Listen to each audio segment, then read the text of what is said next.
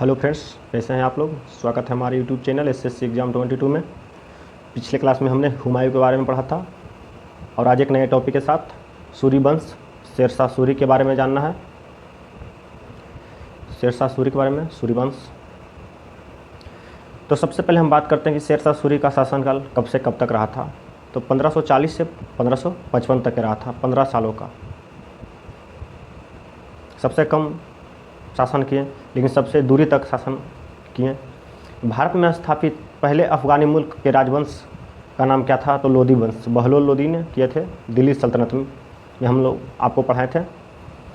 लोदी वंश का स्थापना किसने किए थे? तो बहलोल लोदी ने किए थे और यह एक पहली अफ़गानी मुल्क था भारत में। भारत में स्थापित अफ़गानी मुल्क के दूसरे राजवंश कौन थे? तो सूर्यवंश।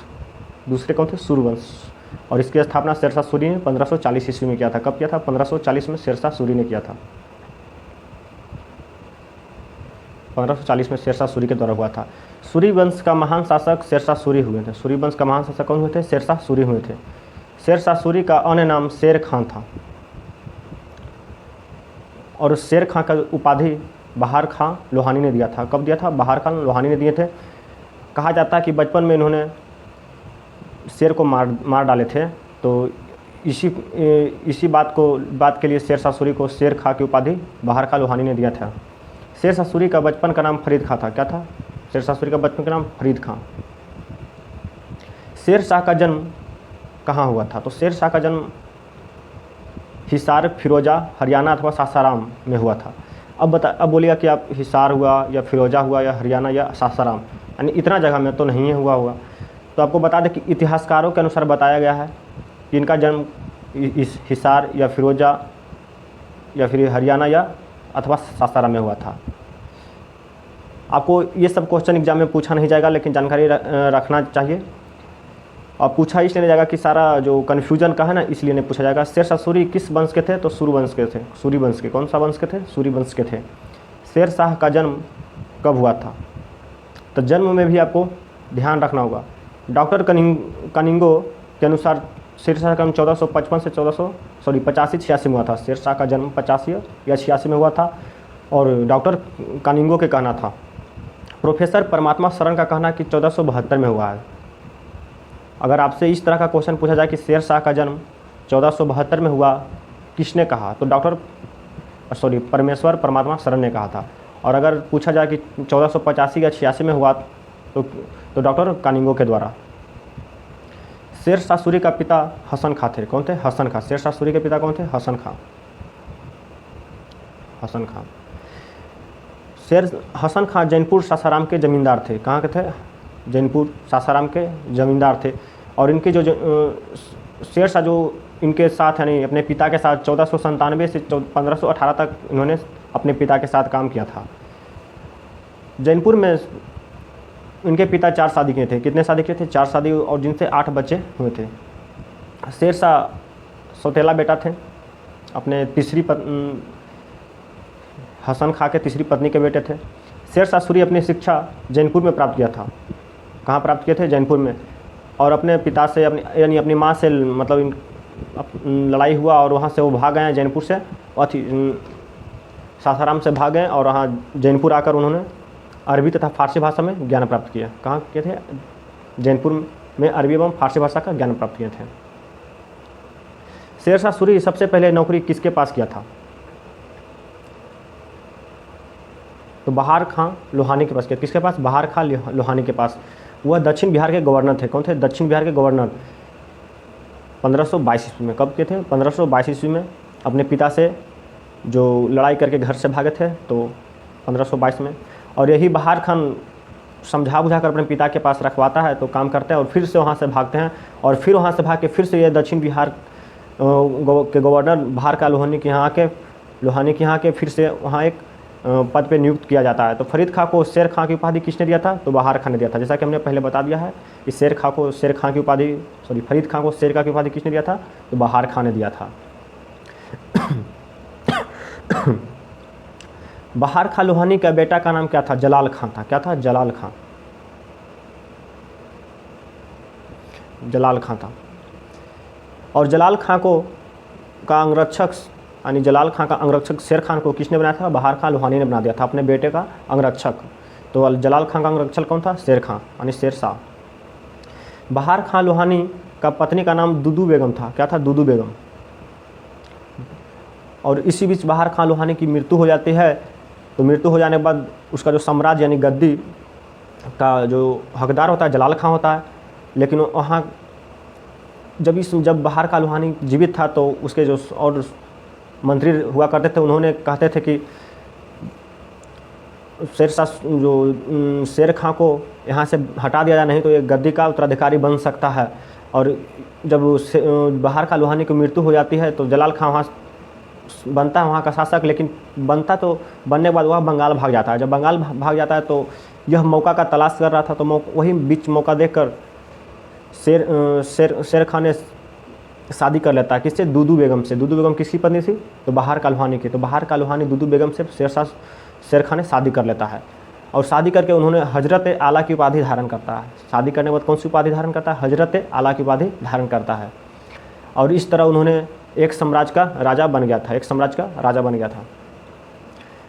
और फिर वहाँ से भागकर शेरशाह सूरी ने किसकी सेना में जाके भर्ती हुआ था? तो मुगलों की सेना में भर्ती हो जाता है। शेरशाह सूरी ने किसकी सेना में भर्ती हुआ था? मुगलों की सेना में। कब? 1528 में। 1528 में मुगलों की सेना में भर्ती हो जाता है। अगर भाग ने मेरा साथ सहायता की और सौभाग्य मेरा मित्र रहा तो मैं मुगलों को सरलता से पराजित कर सकता हूँ। यह कथन किसका है? शेरशाह सूरी का।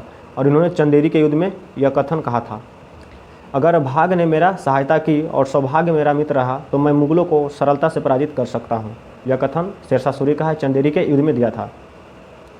चंदेरी के युद्ध में शेरशाह ने किसका साथ दिया था? तो बाबर का साथ दिया था।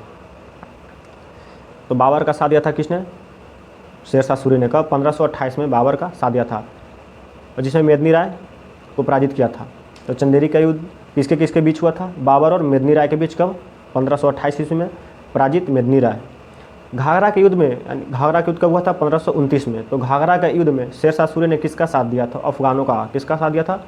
शेरशाह सूरी ने अफगानों का साथ दिया था। शेरशाह सूरी ने बंगाल अभियान कब किया था? 1529 ईस्वी को उन्होंने बंगाल का अभियान किया था। 1529 को बंगाल अभियान किया था नसरत शाह के विरुद्ध। किसके? नसरत शाह के विरुद्ध किया था बंगाल अभियान 1529 में। सूरजगढ़ के युद्ध ये भी बंगाल में ही पड़ता है। तो सूरजगढ़ का युद्ध कब लड़ा था? तो 1534-35 में लड़ा था। ये भी बंगाल में ही पड़ता है सूरजगढ़। कौन सा शासक पहले हजरत आला और बाद में सुल्तान की पदवी हासिल किया था? तो शेरशाह सूरी ने। पहले क्या? हजरत आला एवं बाद में सुल्तान की पदवी हासिल करता है शेरशाह सूरी।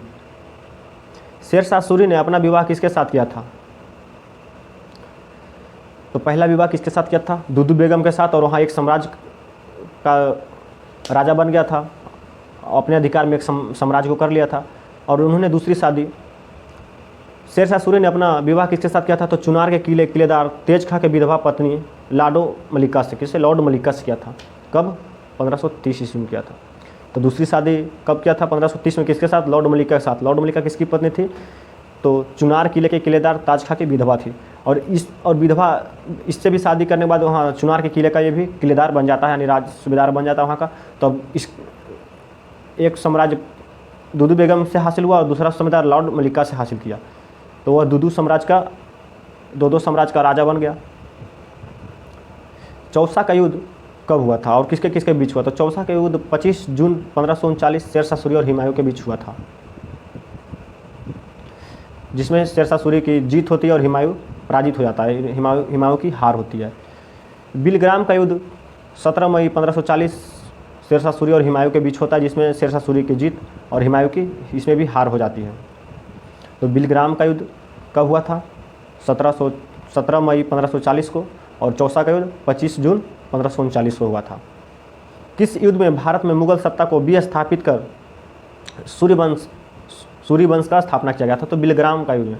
बिलग्राम को कन्नौज का युद्ध भी कहा जाता है। बिलग्राम को कन्नौज का युद्ध भी कहा जाता है। बिलग्राम को कन्नौज। तो किस युद्ध में भारत में मुगल सत्ता को विस्थापित यानी कुछ दिनों के लिए ख़त्म दिल्ली के गद्दी पर शेरशाह सूरी का अधिकार हो जाता है कुछ दिनों के लिए, यानी 15 वर्षों के लिए। सूरी राजवंश का स्थापना होता है तो बिग्राम या कन्नौज के युद्ध में, यानी इस युद्ध में हुमायूं को पराजित करके भगा देता है और दिल्ली की सत्ता हासिल करता है, दिल्ली की गद्दी। शेरशाह सूरी अपनी राजधानी कहाँ बनाया? आगरा को। कहाँ? आगरा को बनाया था। शेरशाह सूरी का शासनकाल 1540 से 1545 तक का था। कब था? 1540 से 1545 के बीच था। शेरशाह सूरी के शासन प्रशासन की जानकारी कहाँ से मिलती है? तो तारीख शेरशाही से मिलता है। कहाँ से मिलती है? तारीख शेरशाही से। शासन प्रशासन की जानकारी कहाँ से मिलती है? तारीख शेरशाही से मिलती है। तारीख शेरशाही की रचना किसने किया था? अब्बास खां शेरवानी ने किया था। किसने किया था? अब्बास खां शेरवानी। तारीख शेरशाही का रचना किसने किया था? अब्बास शेरवानी। दिल्ली में किलाए कुहना मस्जिद किसने बनवाया था? शेरशाह सूरी। कौन सा मस्जिद? किलाए कुहना मस्जिद। किलाए कुहना मस्जिद किसने बनाया था? तो शेरशाह सूरी ने बनवाया था। डाक प्रथा, कुबिलियत प्रथा एवं पट्टा प्रथा का आरंभ किसने किया था? शेरशाह सूरी ने किया था। किसने किया था? शेरशाह सूरी ने किया था। डाक प्रथा, कुबिलियत प्रथा एवं पट्टा प्रथा का शुरुआत किसने किया था? शेरशाह सूरी के द्वारा किया गया था। ग्रैंड ट्रंक रोड यानी जीटी रोड से भी जाना जाता है, जीटी रोड से भी जाना जाता है, तो ग्रैंड ट्रंक रोड किसने बनवाया था? शेरशाह सूरी ने बनवाया था। भारत में पहली बार टका एवं रुपया जारी किया था शेरशाह सूरी ने। टका एवं रुपया जारी किया था कौन? शेरशाह सूरी ने। 380 ग्राम तांबे का दाम किसने चलाया था? शेरशाह सूरी ने चलाया था। 380 ग्राम का तांबे का दाम किसने चलाया था? शेरशाह सूरी। 178 ग्राम चांदी के रुपया, 178 ग्राम चांदी का रुपया किसने चलाया था? यह भी शेरशाह सूरी के द्वारा चलाया गया था। गखर जनजाति के बीच जब इनसे गखर जनजाति से लड़ाई हुआ था तो इससे बचने के लिए रोहतास में एक किला का निर्माण करवाया था। रोहतासगढ़ का किला का निर्माण करवाया गया था। किसके द्वारा? शेरशाह सूरी के द्वारा करवाया गया था। तो गखर जनजाति से बचने के लिए रोहतासगढ़ के किला का निर्माण किसने करवाया था? शेरशाह सूरी ने करवाया था। शेरशाह सूरी गखर जनजाति का अभियान कब किया था? तो 1541 में किया था। कब किए थे? 1541 में किए थे। शेरशाह सूरी गखर जनजाति का अभियान कब किए थे? 1541 में किए थे। शेरशाह सूरी मालवा अभियान कब किए थे? कब किया था? तो 1542 में मालवा अभियान। और गखर जनजाति के कब? 1541 में। तब ध्यान देना, गखर जनजाति 41 में, मालवा 42 में। जिसमें मालवा में आक्रमण किए थे उसमें वहाँ का मालवा का शासक कौन था? मल्लू खान। कौन था? मल्लू खान के शासनकाल में शेरशाह सूरी ने मालवा पर आक्रमण किया था। कन्नौज के स्थान पर सूरनगर किसने बसाया था? शेरशाह सूरी ने बसाया था। कन्नौज के स्थान पर सूरनगर का स्थापना किसने बसाया था? शेरशाह सूरी ने बसाया था। शेरशाह सूरी का रायसीन का अभियान कब हुआ था? तो शेरशाह सूरी का रायसीन का अभियान 43 में हुआ था। 1543 में। वहाँ का शासक पूरनमल था। कौन था? पूरनमल। वहाँ का शासक कौन थे? पूरनमल के शासनकाल में हुआ था। अकबर का अग्रणी या पूर्वगामी मतलब आगे या पहले? अग्रणी माने आगे या पूर्व माने पहले। तो अकबर के पहले यानी अग्रणी किसे कहा जाता था? कौन सा शासक को? तो शेरशाह सूरी को कहा जाता था। शेरशाह सूरी को। जब्ती प्रणाली की शुरुआत किसने किया था? जब्ती प्रणाली का शुरुआत शेरशाह सूरी ने करवाया था। बिहार के प्रचलित सुल्तान किसे कहा जाता है? तो शेरशाह सूरी। बिहार के प्रचलित सुल्तान किसे कहा जाता है? शेरशाह सूरी को कहा जाता है। शेरशाह सूरी का महानतम घोतक क्या था? तो राजस्व प्रणाली था, प्रशासनिक सुधार था। तो महानतम घोतक क्या था? प्रशासनिक सुधार, प्रशासनिक एवं भू राजस्व प्रणाली था। शेरशाह सूरी का शासनकाल में भू राजस्व दर यानी रेट क्या थी? 1/3 था। शेरशाह सूरी के शासनकाल में स्थानीय कर को क्या कहा जाता था? तो अबाब। क्या कहा जाता था? अबाब। जो कर लिया जाता था उसे क्या कहा जाता था? अबाब।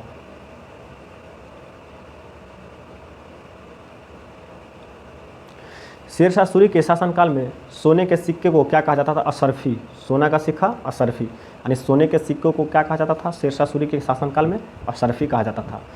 शेरशाह सूरी का प्रांतीय राजधानी यानी शेरशाह सूरी ने अपनी प्रांतीय राजधानी कहाँ बनाया था? पटना को बनाया था। कहाँ? पटना को।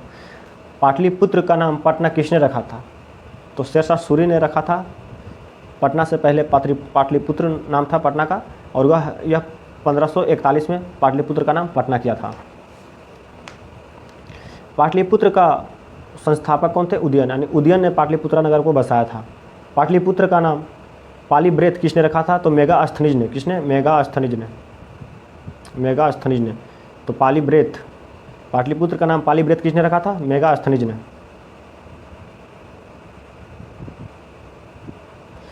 पाटलिपुत्र का नाम पालीग्राम, पालीग्राम किसने? अजातशत्रु ने। किसने? अजातशत्रु ने। यह हर्यक वंश के शासक थे अजातशत्रु। तो पाटलिपुत्र का नाम पालीग्राम किसने रखा था? अजातशत्रु ने। शेरशाह सूरी ने बंगाल पर पूर्ण रूप से कब्जा कब किया था? तो 1541 में किया था। यानी पूर्ण रूप से बंगाल पर कब्जा कब? 1541 में किया था। 1541 में बंगाल पर कब्जा करने के बाद इसे कितने जिलों में विभक्त किया गया था? तो 47 जिलों में। यानी बंगाल को कब्जा करके सभी को कितने जिलों में विभक्त यानी बांटा गया था? तो 47 में विभक्त किया गया था। बंगाल में नवाब पद्धति किसने अंत किया था? शेरशाह सूरी ने अंत किया था। और जीतने के बाद वहाँ बंगाल में नवाब पद्धति था उसका अंत कर दिया था। किसने अंत किए थे? शेरशाह सूरी ने।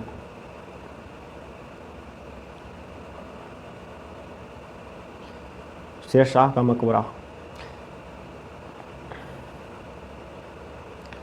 शेरशाह सूरी 4 बड़ी सड़कों के साथ कितने सराय का निर्माण करवाया था? 1700। यानी 4 बड़ी सड़क का निर्माण करवाया था। और सराय मतलब होता है कि जब जैसे ये सड़क है तो जैसा कि बताया था इनकी शासनकाल छोटा था लेकिन साम्राज्य विस्तार बहुत ज़्यादा था। तो अगर इस रास्ते से जाने के लिए यात्री को असुविधा ना हो इसके लिए जगह जगह पे कुआं खुदवाया था, जगह जगह विश्रामालय, जगह रहने का खाने का उत्तम व्यवस्था करवाया था। और इसी को सराय कहा जाता है, इसी को सराय कहा जाता। तो कितने सराय खुलवाया था? 1700 सराय खुलवाया था। शेरशाह सूरी के जीवन को कलंकित कौन सा अभियान करता है? तो रायसीन का अभियान कलंकित करता है शेरशाह सूरी को। अब हम आपको बता दें कि कलंकित क्यों करता है। तो इस युद्ध में रायसीन के शासक पूरनमल को धोखे से मार डालता है, धोखे से मार डालता है। इसी कारण इस युद्ध में शेरशाह को कलंकित कहा गया है, अभियान कहा गया। तो रायसीन का अभियान कब हुआ था? 1543 में हुआ था। और इस युद्ध को शेरशाह सूरी का कलंकित अभियान कहा गया था। और इस युद्ध में पूरनमल को मरने के बाद वहाँ के राजपूत महिलाओं ने जौहर किया था। राजपूत महिलाओं ने क्या किया था? जौहर किया था। मारवाड़ का अभियान कब हुआ था? तो मारवाड़ का अभियान हुआ था 15 जनवरी 1544 को। मारवाड़ का अभियान कब हुआ था? 5 जनवरी 1544 को गिरी सुमेल युद्ध कहा जाता है। और इसे मारवाड़ अभियान को गिरी सुमेल युद्ध भी कहा जाता है। वहाँ का शासक राम मालदीप थे। यानी मारवाड़ का शासक कौन थे? राम मालदीप। और इसमें शेरशाह सूरी का विजय होता है, राम मालदीप की हार हो जाती है। कालिंजर का अभियान यह आक्रमण शेरशाह सूरी का अंतिम अभियान था। तो आपसे पूछा जाएगा कि शेरशाह सूरी का सबसे अंतिम अभियान, तो कालिंजर का अभियान। आपको ध्यान रहे कि यह अंतिम अभियान था और इस युद्ध में शेरशाह सूरी की मृत्यु हो जाती है। तो इस युद्ध का कारण कालिंजर के शासक कीरत सिंह की दासी को हासिल करना चाहता था। देखिए, इस युद्ध कालिंजर का युद्ध इसलिए लड़ा गया था, वहाँ कालिंजर के शासक कीरत सिंह की एक दासी थी, बहुत खूबसूरत थी। और यह शेरशाह सूरी को दिल में बस गया। तो शेरशाह सूरी ने सोचा कि हम क्यों ना इसे हासिल कर लें। और यही हासिल करने के लिए उन्होंने कालिंजर पर आक्रमण कर देता है। हालांकि इनकी विजय हो जाती है जब कालिंजर पर उन्होंने आक्रमण करते हैं। और वही आक्रमण के समय शेरशाह सूरी ने एक बारूद रखा हुआ रहता है और अपने इधर से मतलब चलाते हैं, हुक्का नामक अग्नि अस्त्र को छोड़ते हैं इधर से, तो दीवार में टकरा के और जहाँ बारूद की रखा हुआ रहता है ढेर, वहीं जाके टकरा जाता है। और बगल में ही शेरशाह सूरी वहीं रहते हैं। तो बारूद के ढेर में फटने से ये बहुत पूर्ण रूप से घायल हो जाते हैं। लेकिन जब इन्होंने उनको पराजित करने के बाद, कालिंजर अभियान जीतने के बाद यह खबर सुनता है कि शेरशाह सूरी, सुनते के साथ ही इसका मृत्यु हो जाता है। और शेरशाह की मृत्यु कब हुआ था? तो 22 मई 1545 को शेरशाह की मृत्यु हो जाती है। बुद्धिमत्ता और साहस में शेरशाह सूरी का दूसरा हैदर, यानी जिस तरह का शेरशाह सूरी का दिमाग और बुद्धि और साहस था, उस तरह का यह दूसरा कौन था? अब्बास खान था। कौन था? अब्बास खान था। सूरवंश कितने भाग में विभक्त हो गया, यानी बट गया? शेरशाह सूरी को मरने के बाद सूरवंश 5 भागों में विभक्त हो गया। कितने भागों में? 5 भागों में विभक्त हो गया। शेरशाह सूरी भूमि मापने के लिए किसका प्रयोग करता था? तब आपको बता दें कि शेरशाह सूरी ने 39 अंगुल या 32 इंच वाला सिकंदरी गज, कितना 39 अंगुल या 32 इंच वाला सिकंदरी गज एवं सन की डंडी का प्रयोग करता था। किसका प्रयोग करता था? सन की डंडी का प्रयोग करता था या सिकंदरी गज। ध्यान रहे, सिकंदरी गज आपको आंसर देना होगा अगर आपसे क्वेश्चन में पूछा जाए तो। शेर शाह ने भूमि की पैमाइश के लिए किसका अनुप्रयोग किया था? जरीब का। किसका? जरीब का प्रयोग किया था, जिसमें कि एक बीघा बराबर 360 वर्ग गज को कहा जाता है। यानी एक बीघा कितने को कहा जाता है? 360 वर्ग गज को कहा जाता है। मारवाड़ की राजधानी कहाँ हुआ करती थी? जोधपुर। मारवाड़ की राजधानी जोधपुर। मारवाड़ की राजधानी जोधपुर। शेर शाह सूरी किस नाम से गद्दी पर बैठा था? सुल्तान अल अदल के। यानी शेर शाह सूरी ने किस नाम से गद्दी पर बैठा था? सुल्तान अल अदल। 67 वर्ष की आयु में बैठा था। कितने वर्ष में? 67 वर्ष की आयु में बैठा था। अमीन बंगला पद का शुरुआत किसने किया था? शेर शाह सूरी ने किया था। किसका किया था? अमीन बंगला पद की शुरुआत शेर शाह सूरी ने किया था। मारवाड़ अभियान में शेर शाह सूरी को चुनौती मालदीव के तरफ से किसने दिया था? तो किसने? जैन कुंपा ने किया था। यानी मारवाड़ अभियान में शेर शाह सूरी को चुनौती किसने दिया था? तो जैन कुंपा ने दिया था। आपसे VVI क्वेश्चन है, एग्जाम में बार बार पूछे जाते हैं कि मारवाड़ अभियान के समय शेर शाह सूरी को किसने, मालदीव की तरफ से किसने चुनौती दिया था? तो जैन कुंपा ने दिया था। किस अभियान में शेर शाह सूरी ने कहा था एक मुट्ठी बाजरे के लिए हिंदुस्तान की सत्ता खो बैठता? तो मारवाड़ अभियान में। यानी इस अभियान में शेर शाह सूरी ने कहा था कि एक मुट्ठी बाजरे के लिए हिंदुस्तान का सत्ता खो बैठता। एक मुट्ठी बाजरे के लिए हम हिंदुस्तान के सत्ता खो बैठते। तो किस अभियान में? मारवाड़ की अभियान में। शेर शाह का मकबरा कहाँ है? सासाराम बिहार में। सबको पता होगा ये, शेर शाह का मकबरा सासाराम बिहार में है।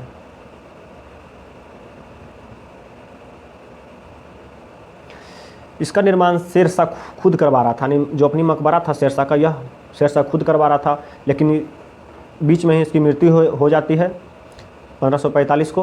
तो बाद में इस्लाम शाह के द्वारा इसका निर्माण करवाया जाता है। इस्लाम शाह के द्वारा करवाया जाता है। शेर शाह का उत्तराधिकारी जलाल खां। तो शेर शाह का उत्तराधिकारी कौन होता है? जलाल खां, जो कि अब मान के चलिए इसका बेटा भी हो गया। इससे पहले जलाल खां का पिता कौन थे? बहार खां लोहानी, जो कि दक्षिण बिहार के गवर्नर थे। इस्लाम शाह के नाम से गद्दी पर कब बैठा था? यानी इस्लाम शाह जो जलाल खां था वह इस्लाम शाह के नाम से गद्दी पर कब बैठा था? 1545 में बैठा था। कब? 1545 में। और इसकी शासनकाल 1553 तक का था। कब था? 1553 तक का। इस्लाम शाह ने टुकड़ी को विभक्त किया था। यानी जब युद्ध करने के लिए अपनी सेना की टुकड़ियाँ भेजते थे तो वह इस तरह का विभक्त किया, 100 और 50। यानी 100 और 50 के बीच में एक टुकड़ी तैयार करता था। 150 और 100, 300, 350, 400 और 500, इस तरह का इन्होंने सेना की टुकड़ी विभक्त किया था। इस्लाम शाह का उत्तराधिकारी उसका बेटा फिरोज खां होता है। तो इस्लाम शाह का उत्तराधिकारी कौन होता है? फिरोज खां। किसका बेटा था? इस्लाम शाह का बेटा था। फिरोज खां की हत्या करके मुबारिज खां किस नाम से गद्दी पर बैठता है? तो 12 वर्ष की आयु में फिरोज खां गद्दी पर बैठता है।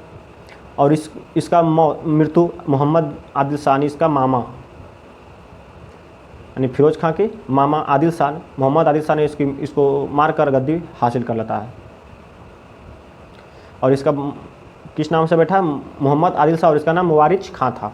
तो फिरोज खां का मृत्यु किसने किया था? किसने मारा था? तो मुबारिज खां ने मारा था। सूरी वंश का अंतिम शासक सिकंदर शाह सूरी। सिकंदर शाह सूरी। शेर शाह के मृत्यु के बाद सिकंदर शाह सूरी, मोहम्मद आदिल शाह, ये दो मुख्य रूप से शासक हुए। शेर शाह भू राजस्व किस पर आधारित था? रैयत बाड़ी पे। किस पर आधारित था? रैयत बाड़ी पे था। शेर शाह का भू राजस्व किस पर आधारित था? रैयत बाड़ी। और यह कितने भागों में बांटा गया था? 3 भागों में। कितने? 3 भागों में। पहले अच्छा, मध्य एवं खराब। यानी जिसमें फसल अच्छा हो रहा है वो अच्छा, जिसमें मीडियम यानी और जिसमें कम हो रहा है वह खराब था। शेर शाह सूरी ने प्रांतों का विभाजन किसने किया था? तो लुबाबा। और कितने भागों में किया था? 5 भागों। प्रांत कितने भागों में बटा था? शेर शाह सूरी का 5 भागों में बटा था। तो शेर शाह सूरी को प्रांतों का विभाजन किसने किया था? लुबाब। शासन करने वालों को सिकंदर कहा जाता था। और इसमें शासन जो कर रहे थे उसे क्या कहा जाता था? सिकंदर। शेर शाह सूरी के मकबरे को आगरा के ताजमहल के मकबरे से सुंदर और आकर्षण किसने बताया था? कनिंघम। डॉक्टर कनिंघम ने बताया था। यानी ताजमहल से अच्छा और आकर्षण किसने बताया था? कनिंघम। किसने बताया था? शेर शाह सूरी का मकबरा को बताया था। किसने कहा था किसने कहा था कि खुदा का दया हम पर बना रहे?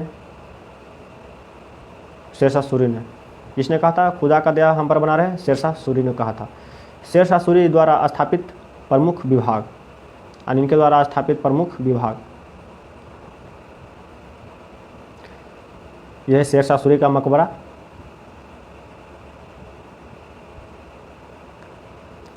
दीवान विराजत, तो दीवाने विराजत इसमें लगान, इसे किसे कहते थे? लगान निर्धारण एवं आय व्यय निरीक्षक को, यानी कितना आया कितना खर्च हुआ, तो इसका निरीक्षण करने वालों को यानी लगान निर्धारण करने वालों को कहा जाता था दीवाने विराजत। दीवाने आरिज सेवा संगठन एवं भर्ती को कहा जाता था। तो सेवा संगठन एवं सेना होना चाहिए, सेना संगठन एवं भर्ती, यानी कितने सेना उन्होंने पास उसका संगठन करना एवं नया सेना को भर्ती करना, इसे दीवाने आरिज कहा जाता था। दीवाने रसालत राज्यों से पत्र व्यवहार, जो सभी राज्यों में पत्र व्यवहार इधर कागजात का देखभाल क्या करते थे, उसे दीवाने रसालत कहा जाता था।